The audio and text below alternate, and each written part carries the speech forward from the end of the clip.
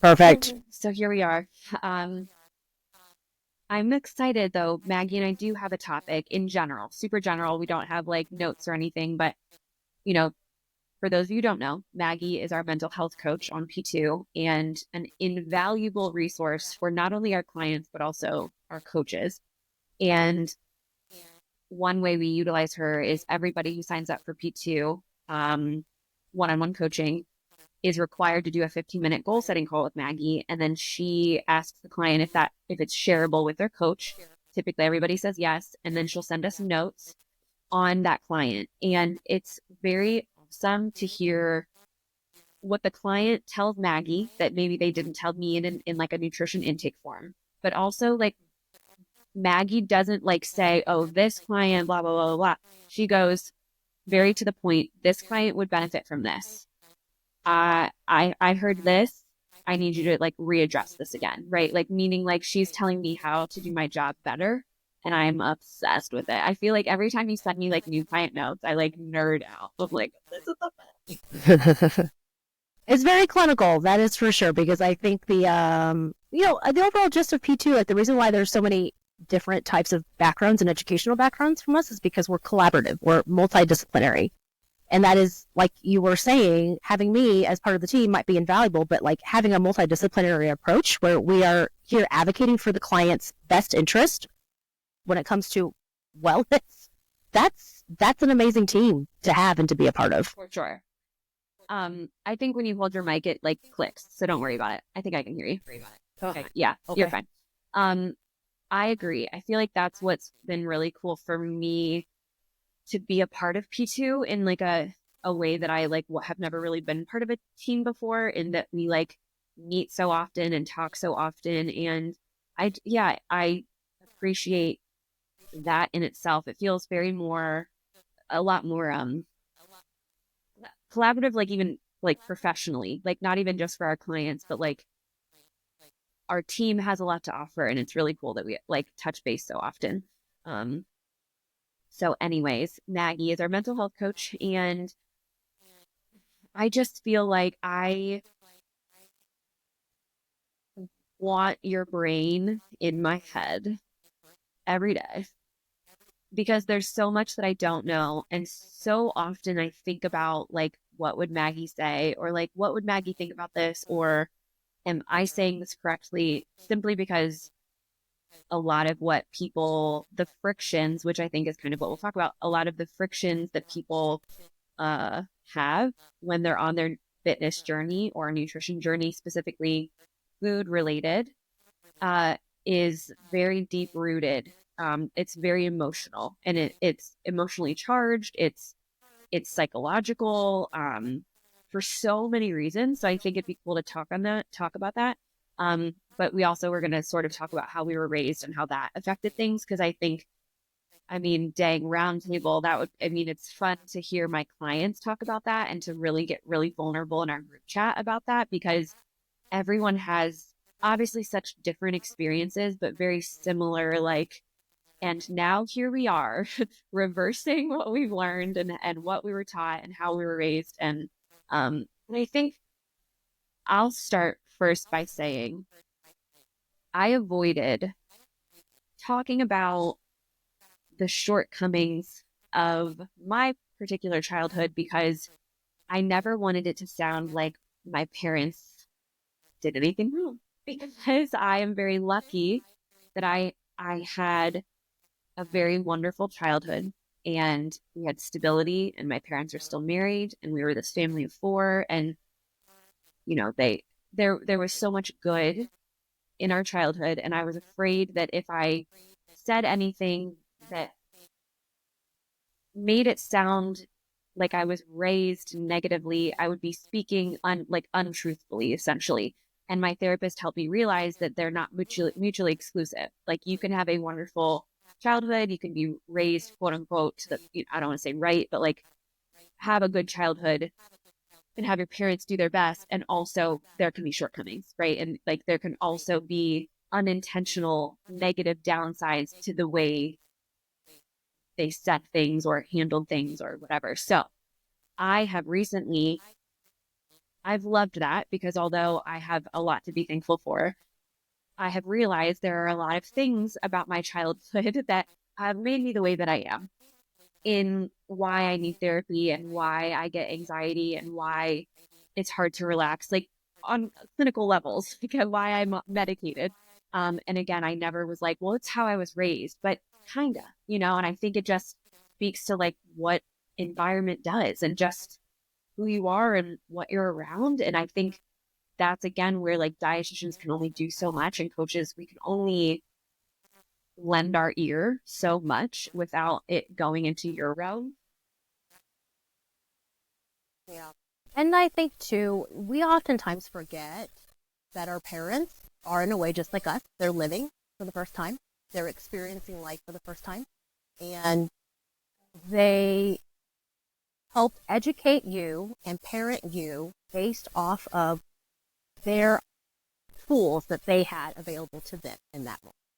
So that's a very compassionate way of saying, I had a wonderful set of parents, I had a wonderful family, but there were areas that maybe didn't go as well or as perfect as it should have. Yeah. I did see also the other day, Hannah Guthrie, one of your past Yeah. parents, she made a wonderful post and it gave me chills. She said, the longest relationship you're going to have in your life. Yeah. That's true.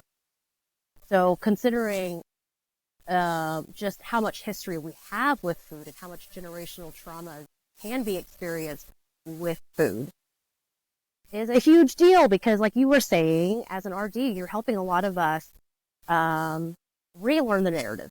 And I think anytime that we chat about like, quote, almond moms or like past history when it comes to food or what our parents' views of food are currently or were back in the day, it always, there's just so much participation that goes around that because this is something that I think every single one of us has had adversities and has had to grow through, has had to slightly relearn in some ways, right? Because they've become core values, core thoughts. They've really shaped who we are to this day. Yeah. I actually was going to make a post about this. And I still will, but I was walking past, I was picking my 4-year-old up from preschool, and I always pick her up right after lunch. So I was walking past a classroom and they were finishing up lunch, and this young teacher, she wasn't familiar, so I don't know. She was like a teacher's aide or whatever, but she was literally, I had to stop in my tracks by the door without her seeing me because she was talking about how chicken nuggets were bad, but other forms of chicken were good. So she said chicken breast, I don't even know what she was like, just other chicken, but chicken nuggets, I think she said the word bad. I wrote it down. Oh. Actually, chicken nuggets are very macro friendly if you take a look at them. Macro friendly. But also, it is my issue with that. To give her the benefit of the doubt, she's coming from a place of, okay, what you're trying to say is eat whole foods, like try to avoid like ultra processed foods. Okay. But when she was talking to 4-year-olds, not their parents. First of all, number one red flag is you're not telling them something that they are in control of. Number two, some families have to, that is such a privileged piece of advice. Some families have to buy frozen chicken nuggets to give their kids chicken. Number three, does this person have children is what I want to know, because chicken nuggets are the only meat my child will eat. I'll be damned if I'm not feeding her dino chicken nuggets. Number four, and this is the most important part, when you tell a child that they like something that is quote unquote bad, they think they are bad. And then it starts 4-year-old for the rest of your dang life. And it's just so interesting that something so simple as your preschool lunch teacher is literally looking at all of you, describing all of the reasons that chicken nuggets are bad. Like, you have memories at that point. Like, they are listening to you. And it was fascinating because I'm like, this is why I have a job. Got it. This is why dietitians exist.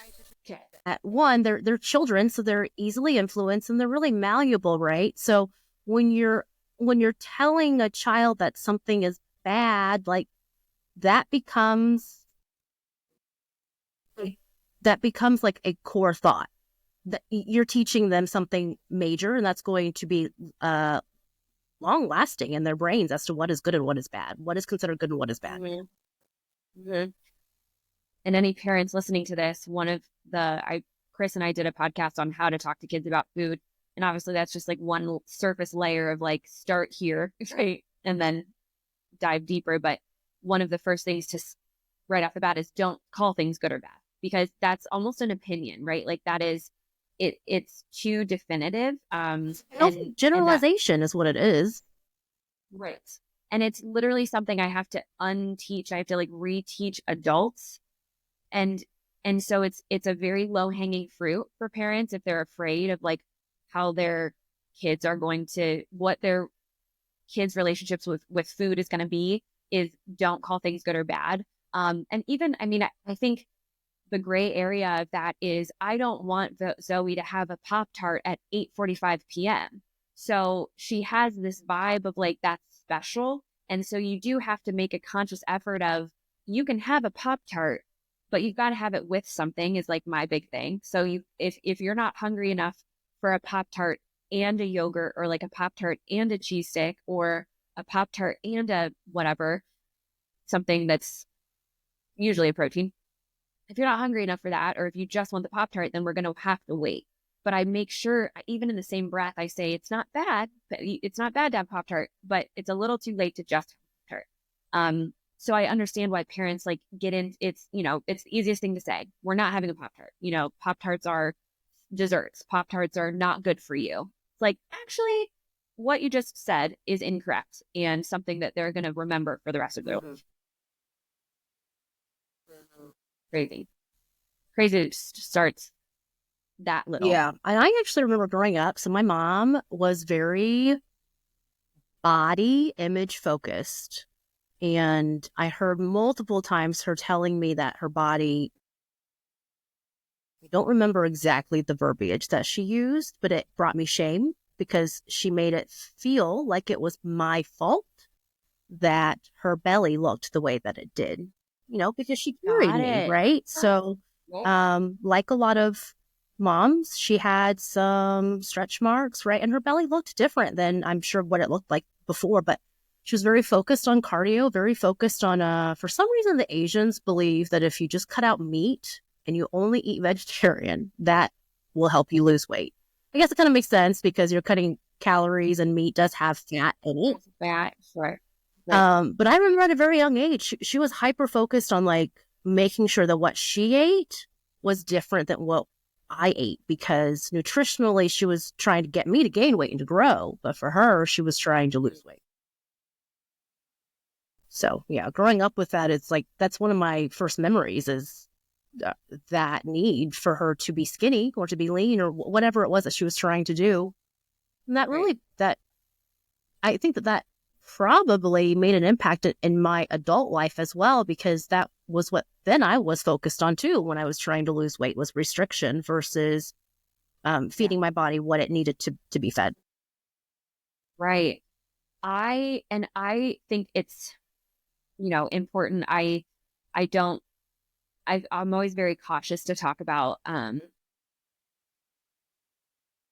why I don't have body issues, because, or like why I feel like I handle it so well, or why I don't struggle as much, because I don't want it to seem like I have it super easy. I've definitely put in the work, but I think it's worth acknowledging the good that my parents did, because it really did set me up for like this lovely relationship with food and tracking that I have.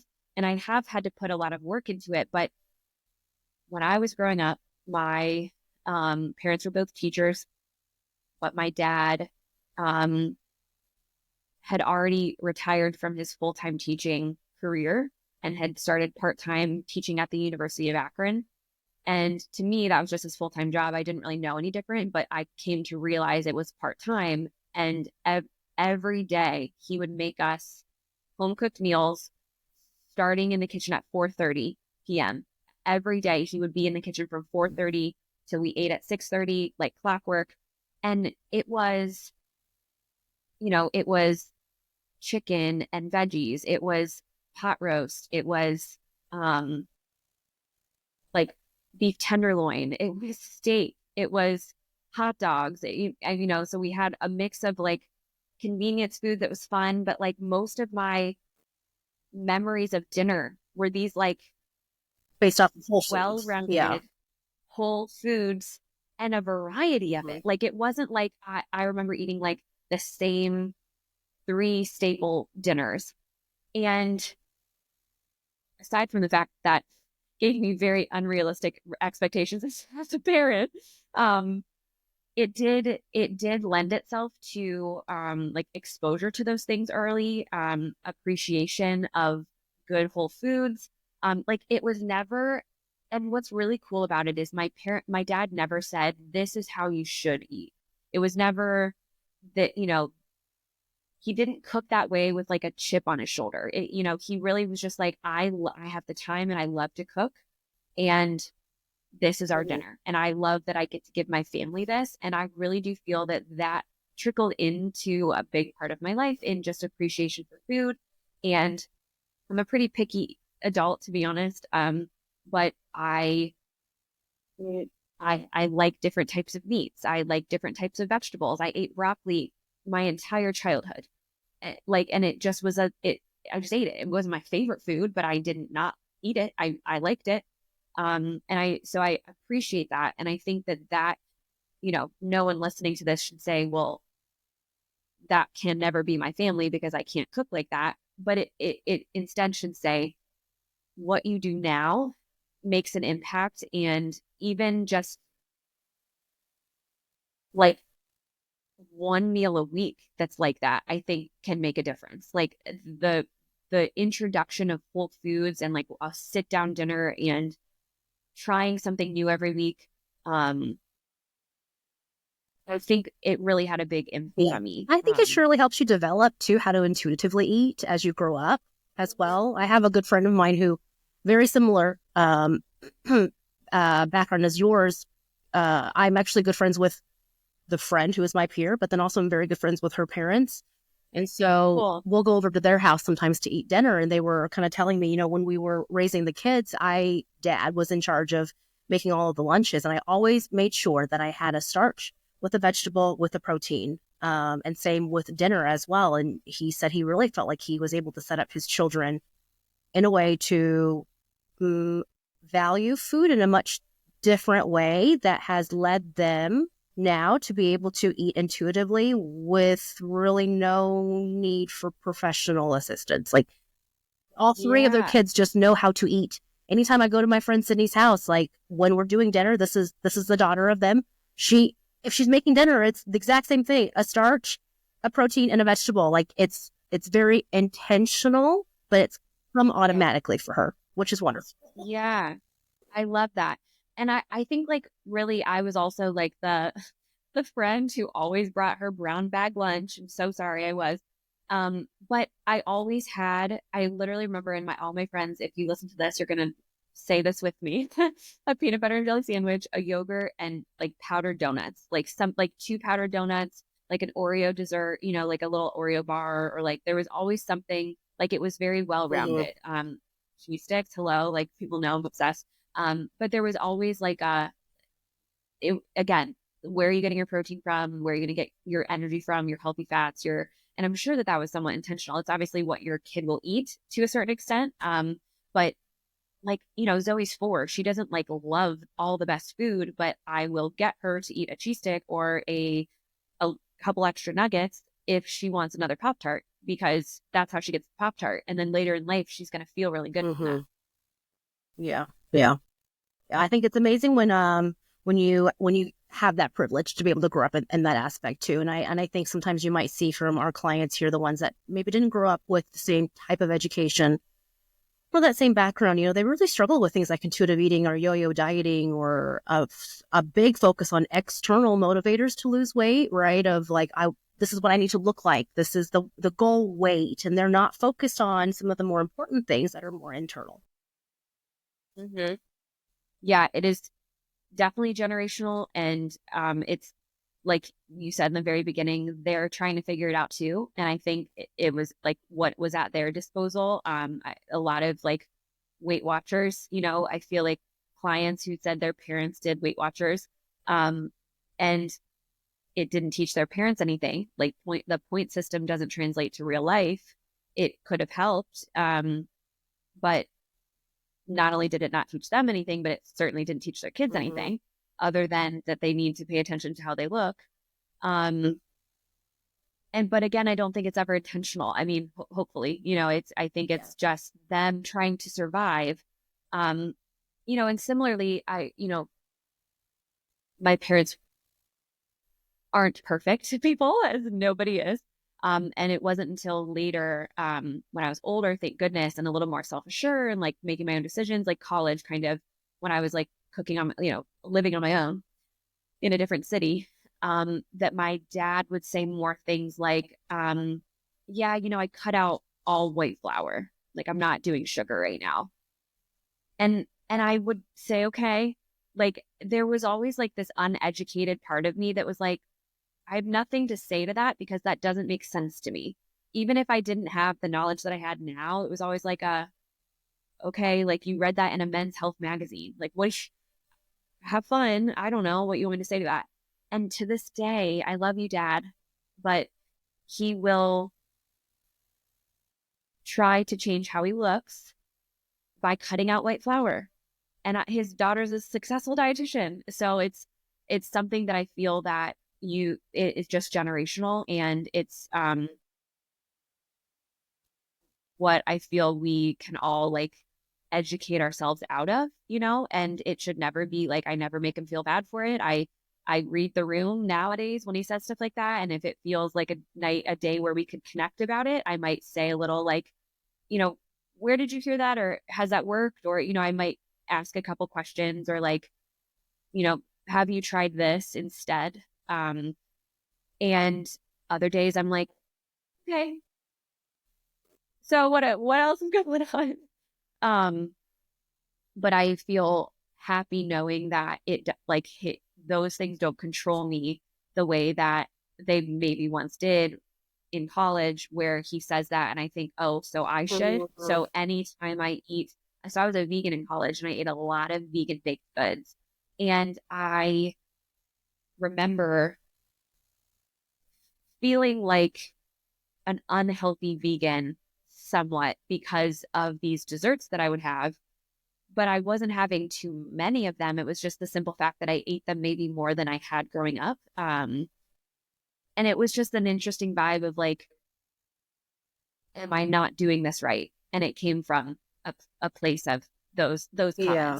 I kind of would wonder too, like for the clients that are listening to this podcast later on, is doing some self-awareness work of like, I wonder where some of these behaviors of mine came from. And I wonder if they were impacted by how I grew up or whoever was influencing me, right?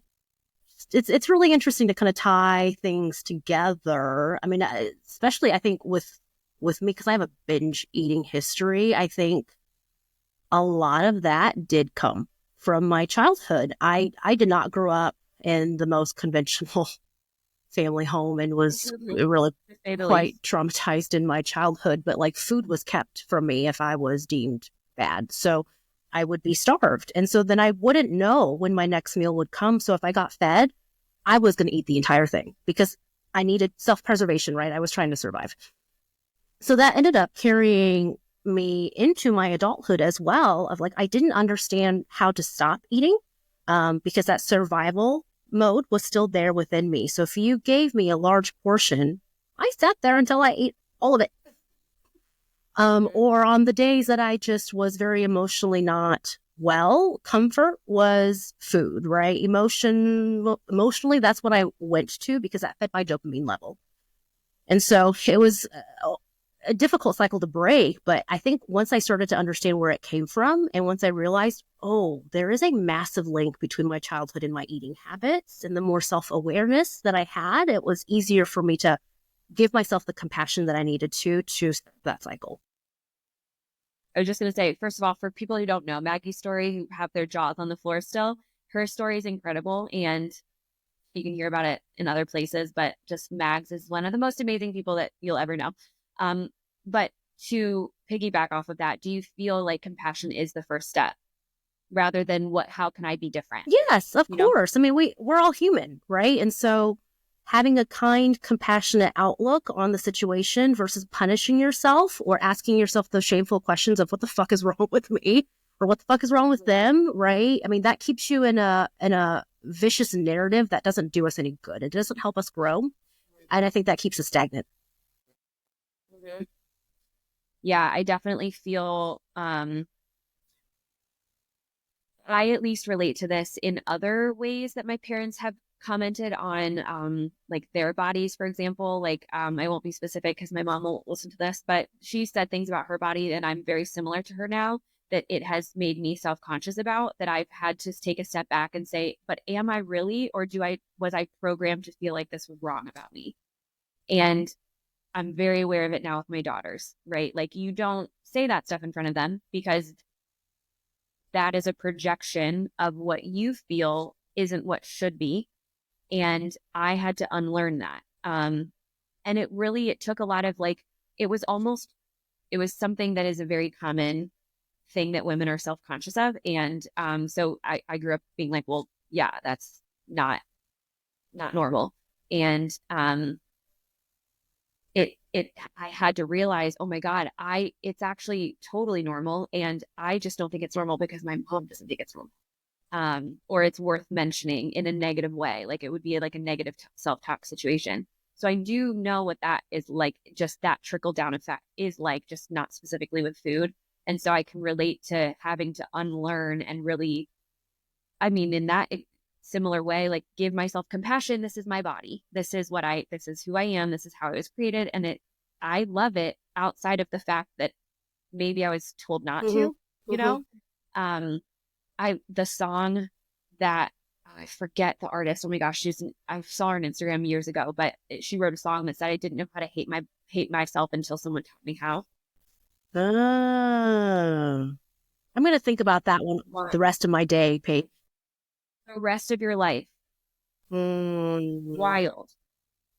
Because you don't. I mean, you don't inherently feel that way. No, my gears are spinning in my head right now.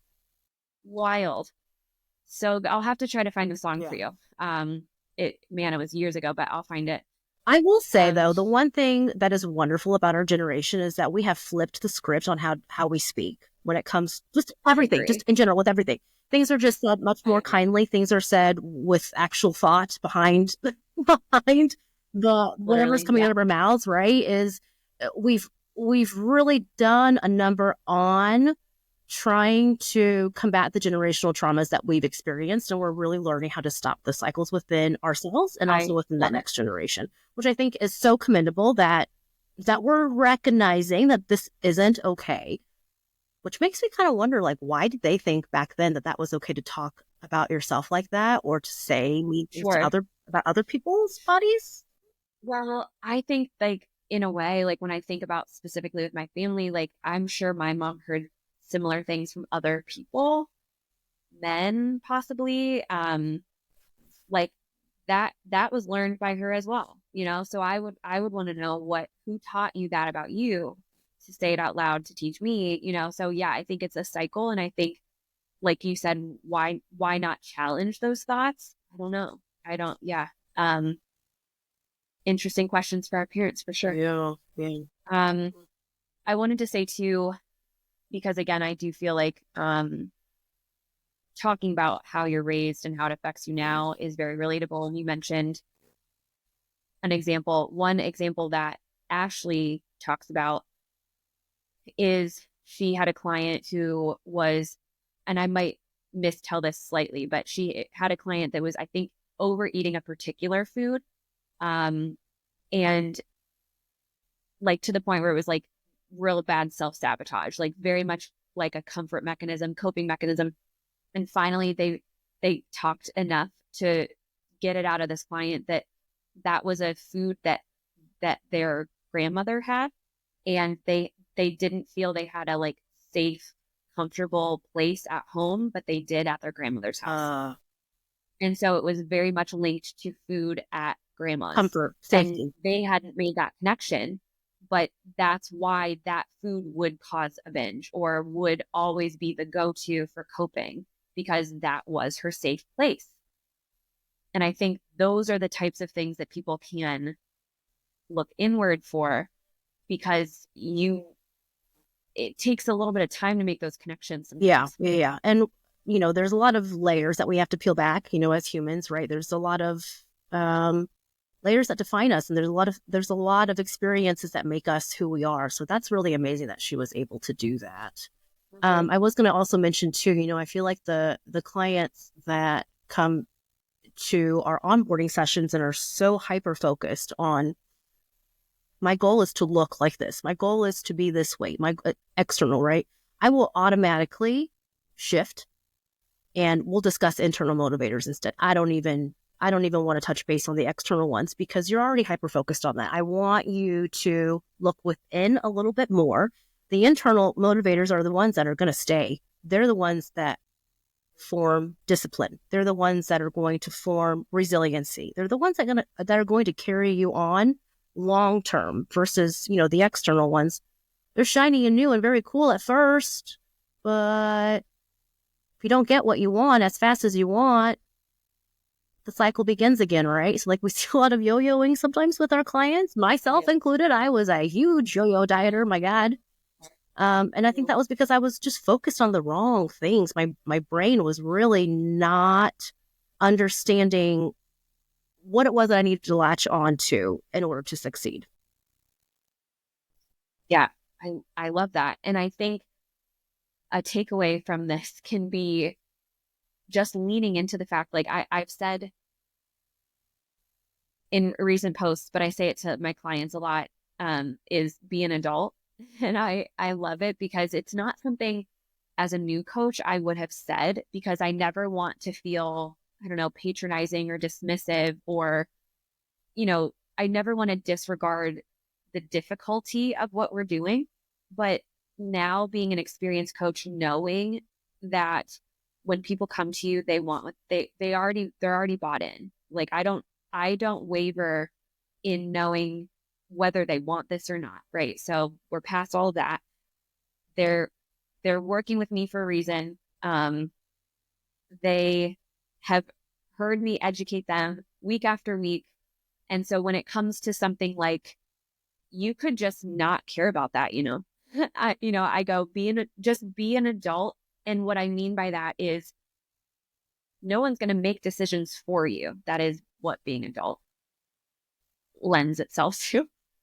So you're in charge of making your own decisions. And that should be so empowering, because we already know as adults, it's also daunting, right? Like the big joke of like all the things that I wanted when I was little, I hate, right? Or like all this, like just everything, all the freedom and stuff, the responsibility and all of that you wanted as an adult. Obviously, I'm very generally speaking, stereotypically. But I think because that is the situation, like just being an adult is hard. Why not flip the script and think about all the things that are within our control? And I think like even for like one-time consults, I'll like challenge someone's decision to drink alcohol with you. You and I can talk a lot about. And I'll say, just like learn a little bit more and then decide if this is serving you. Like you can make that decision. Basically that there's, human autonomy and that you're empowering your clients to make their best informed decision, essentially. I mean, that's part of the inner work, I think, when it comes to coaching with you, Paige. And I say this to literally everybody, is what you choose to put into it is what you're going to get out of it, right? So if you're coming into coaching with an understanding of this is an educational opportunity for me to grow versus I'm just doing it because I don't know why, like which one sounds better? The first one sounds better Right. because then you're going to have this arsenal of tools under your tool belt to succeed no matter what, right? And that, like you said, it is very empowering to know that you will have that education in your background now to know how to thrive when it comes to how you eat, how you move, right? Food is at the crux of like well-being. It really is. So the more that you're educated, the more that you allow yourself to just feel what it's like to fuel the correct way, the more that you're going to be able to understand how that impacts you in the future. Hopefully I'm making sense. Yeah, totally. Yes, I feel that when you remind someone that they can make decisions outside of how they've been taught or conditioned or told or what they used to believe, even it's almost like it can be a light bulb situation or a light bulb moment for people who can't think that way themselves. And then sometimes that's all it takes. And then they go, oh, Yeah. And that eventually course. when it connects, it just feels so good because you're like, I get it. Get it now. Mm-hmm. Yeah. So I do love that about our generation for sure. Because when we had this discussion in the group chat, I was really proud of people being vulnerable about their childhood, but also like no one sounded a victim of it anymore. Everyone really felt, like I'm still a work in progress. However, I'm very aware of why things are the way that they are. And that's all that it's about. Mhm. And really that can carry into so many parts of your nutrition fitness journey. I just had a consult with a client who was kind of offboarding and she just had a hellish 12 weeks, 2 kids, ADHD one of her children has ADHD. She just moved into a new house and it was like it happened kind of spur of the moment, just like and everyone was sick, hellish 12 weeks. And I had to remind her, and I think she's probably still processing if she listens. I had to remind her that there are outlier situations that also don't have to define you. So I think just a general awareness of like what you know, what you have the capacity to change, what you don't have the capacity to change. It's just the awareness can help you make decisions moving forward. So in our consult, I had to remind her that the feelings that she's having that might be uncomfortable right now, she's feeling lost, where do I go from here, are not, she's not in this place as a result of spinning her wheels. She's in this place as a result of a hellish 12 weeks. And I think that's a very important distinction because what if when normal gets normal again, even if it's not like a chill norm, I mean, if she's at 100, even if it goes back to a 50% capacity or like 50% stress level as opposed to a 100, maybe that is all that's necessary. And my whole point here is that I wanted her to be very aware of not like you're allowed to be very objective about what you're going through. Like you're allowed to say, I am like this because of this. It doesn't have to be because I don't know what to do, because I'm lost, because I don't know enough, because I'm never going to get this. It can just be like this overall awareness of, I just had a really hard 12 weeks. Maybe I'm going to shift my focus until I'm a little more stable or consistent or like have the brain capacity to love myself before I try to change myself. Mm-hmm. Yeah. And you were saying earlier too, with a lot of our clients in that group chat, I think a lot of our clients have shifted into having this like radical acceptance of where they're at. And that's a very powerful mindset to have because then you're not shaming yourself. You're not living in the past of like, what could I have done to have changed the situation? Well, you can't because you're here right now, right? So what can I do in the future or what am I doing right now that's serving me? A lot. All of our clients are doing a lot. Right. Exactly. Right. And that's the thing is, again, when people come to our services, we're very lucky in that we're not talking to like people who don't want to talk to us. Like they came to us. So we can skip all that and jump right to you don't have to justify inconsistencies with me. You don't have to apologize for like, quote unquote, wasting my time. Like you're here and I know you're here because you want to be here. So let's both accept that we're all human. I am human and you are human, and just work on making every week better than the last, keeping in mind that life's going to life and we can have just, we can make decisions together. You know, I think, again, this all ties back to deciding not to be a product of something we don't want to be a product of, or we can unlearn things that are no longer serving us. That is the growth mindset, for sure. Right. I think that's a lovely place to end for now. I'd like to do these more often. Yeah. I love talking about mental chatting health. with you. So I love chatting. It is my special interest. Yeah. So I will talk your ear off about whatever you want to talk about when it comes to mental health.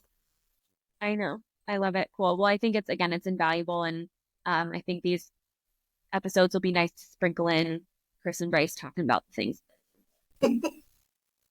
Which is all still great information. Very good information, yes. Yes, we all have our own little like niche things, you know, that we bring to the table, which I think is wonderful. It's so cool. We are all very, like, we have similarities, but we're all pretty different. Yeah. Pretty cool. I actually love it so much.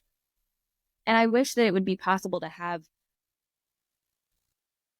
I mean, it is, but like just big podcasts of all of us talking. It would be, I mean, they would be 3-hour long episodes. But it would be, you know, those exist, 3-hour episodes of like people really, like, lots of people talking. Anyways, I just think about that often because I really love all of our points of views. We just got a good team going on. Okay. Well, today's Monday, so happy Monday to you, Mags. Thanks everyone for listening. Tune in for the next PK hosted pod, which will probably be with Maggie, but I'm going to mix it up too, but it will most likely be with Maggie. Sounds good. Have a good week, everybody. Bye. See ya.